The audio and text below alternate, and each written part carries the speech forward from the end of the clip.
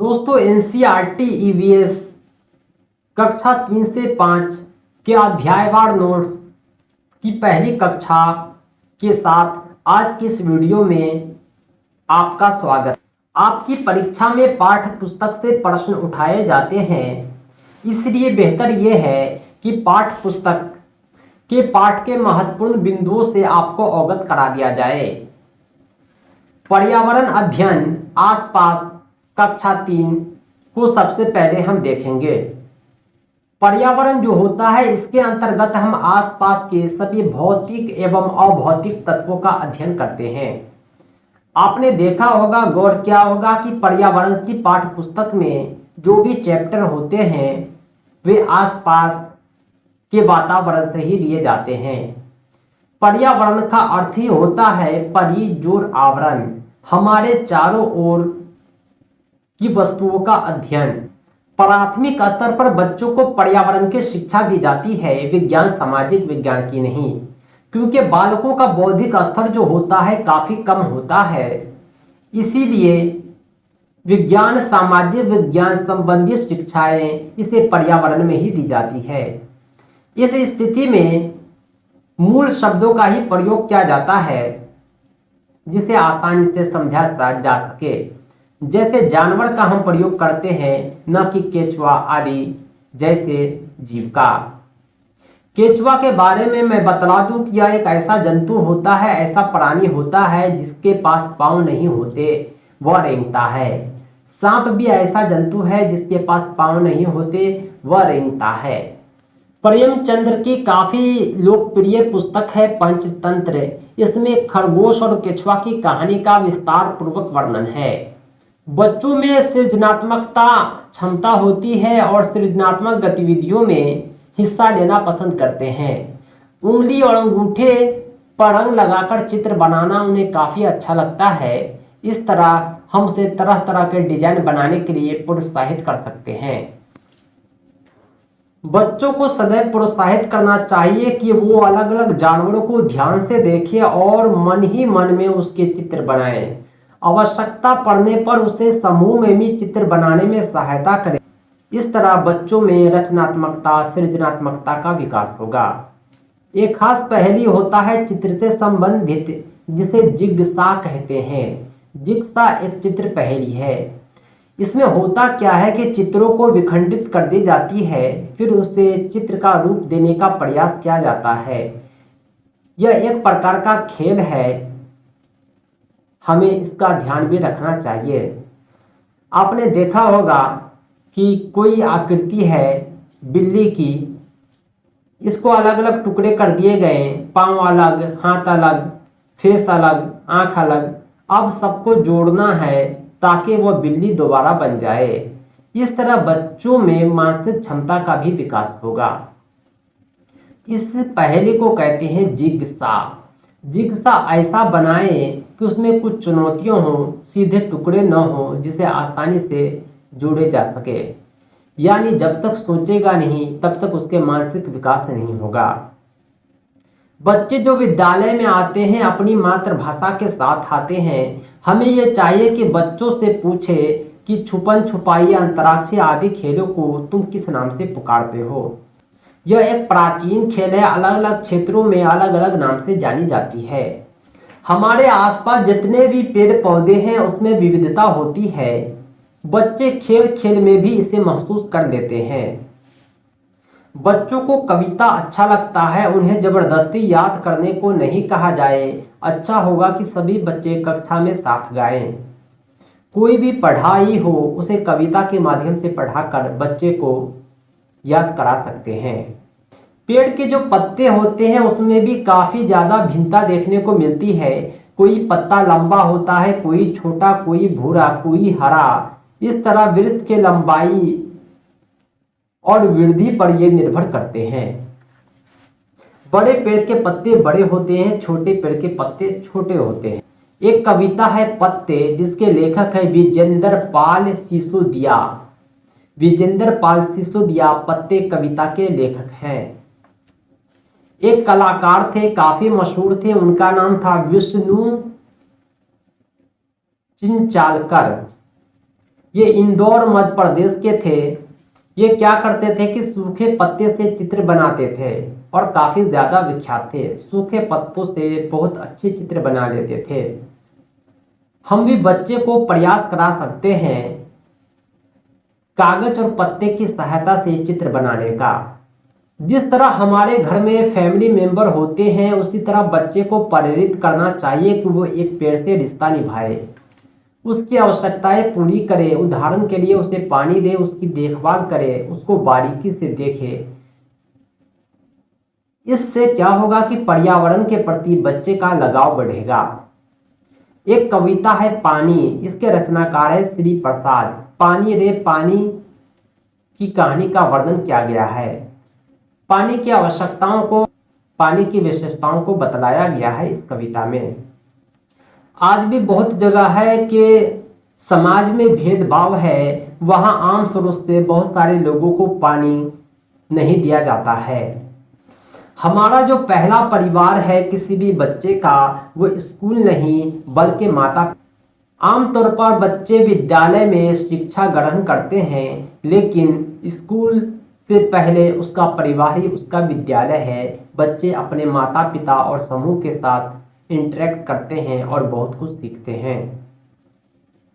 बच्चे अपने परिवार से हंसने का, गाने का, बातचीत करने का बहुत सारे तरीके सीखते हैं। मकान और घर में डिफरेंस होता है। कोई मकान है, एक दिन वो घर बन, हर घर के अपने रूल होते हैं, नियम होते हैं, घर के तौर तरीके होते हैं। एक कविता है घर प्यारा, इसके लेखक हैं भारत ज्ञान विज्ञान समिति। भारत ज्ञान विज्ञान समिति ने घर प्यारा कविता को लिखा है। बच्चों से बातचीत करनी चाहिए कि वह त्योहार आदि अवसरों पर अपने घर को किस प्रकार सजाते हैं, ताकि हमें उसकी रचनात्मकता का पता चल सके। बच्चे जो होते हैं खुले माहौल में अपनी बात बेझिझक कहते हैं, इसी से दूसरे लोगों के बारे में हमारी समझ बढ़ेगी। बच्चों से संबंध बनाना और ऐसा माहौल बनाना जरूरी है जहां उनकी बात संवेदनशीलता से सुनी जा सके। एक शहर है हांगकांग, वहां के लोग सांप को खाते हैं। वहां का पसंदीदा भोजन सांप ही है। वहां के लोग लिंग हु फेन खाते हैं। सांप का ही एक डिश होता है जो लिंग हु फेन के नाम से जाना जाता है। कश्मीर के जो लोग होते हैं सरसों तेल से मछली बनती है, गोवा में नारियल के तेल से। सरसों के तेल से बनी मछली कश्मीर के लोग खाते हैं और गोवा के लोग नारियल के तेल से बनी मछली खाते हैं। गोवा में नारियल की पैदावार काफी ज्यादा होती है।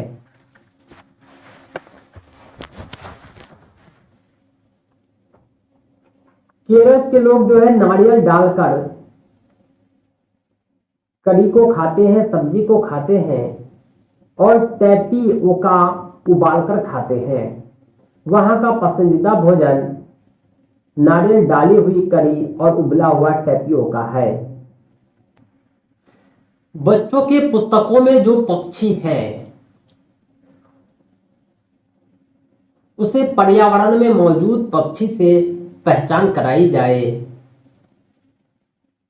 और पक्षियों के गुण आदि पर भी चर्चा किया जाए। इस प्रकार पक्षियों के प्रति बच्चों में रुचि बढ़ेगा।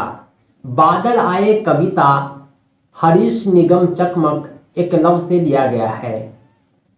बच्चों के बारिश से जुड़े अनुभव को सुनने से बारिश से होने वाले अच्छे और बुरे प्रभाव दोनों पर चर्चा होनी चाहिए। इसके अलावा खाना पकाने के अलग अलग तरीकों पर भी हम बच्चों से अनुभव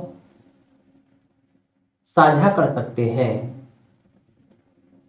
घरों में उनके घर किस तरह खाना बनता है, ईंधन के रूप में क्या प्रयोग होता है, साथ ही साथ उस ईंधन का पर्यावरण पर क्या प्रभाव पड़ेगा, इस पर भी चर्चा कर सकते हैं।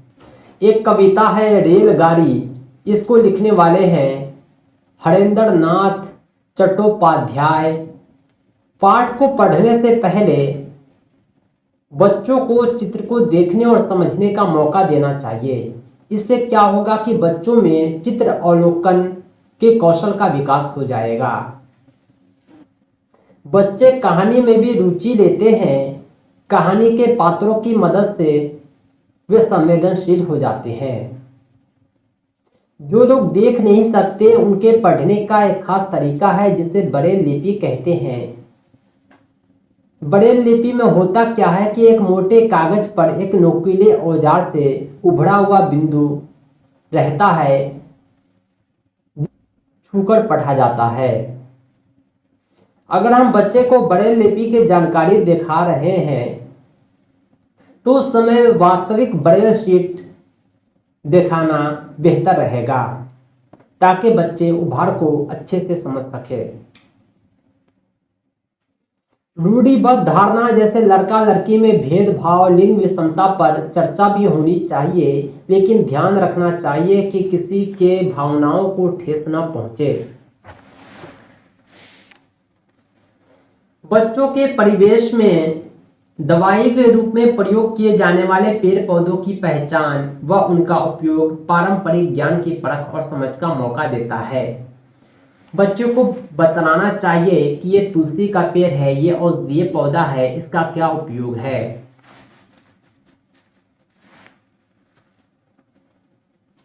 कुछ पौधों के भाग जो होते हैं हमारे भोजन के हिस्से होते हैं।